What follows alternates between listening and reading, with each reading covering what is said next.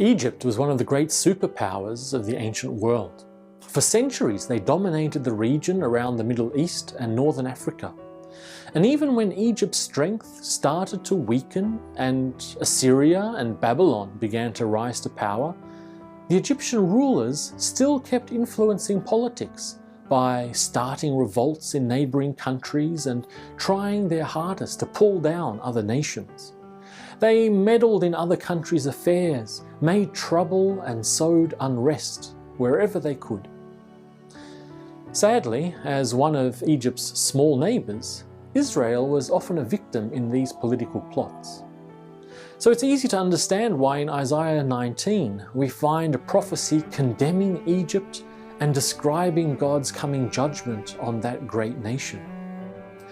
According to the prophecy, all parts of Egyptian life will suffer.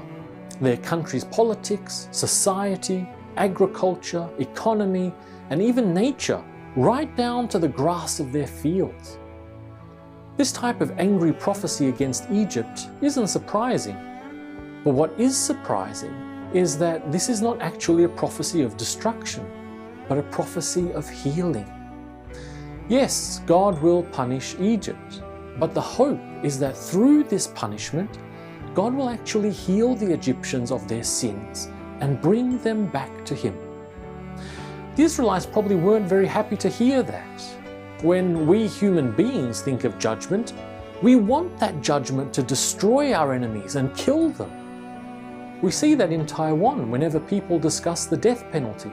People actually want a fierce judgment that kills others. But thankfully, God's judgment isn't like that. God's judgment brings healing and change. As we read in verse 22, yes, the Lord will strike Egypt, but He is striking and healing.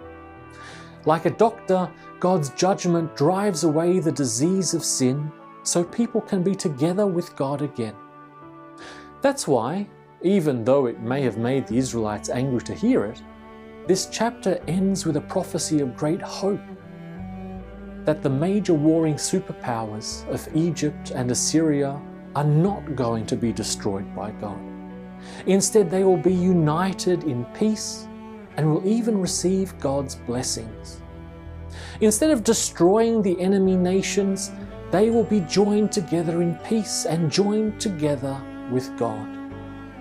Once the enemies are healed of their sin, God will be able to rejoice and say, as He does in verse 25, "Blessed be Egypt, my people, and Assyria, the work of my hand."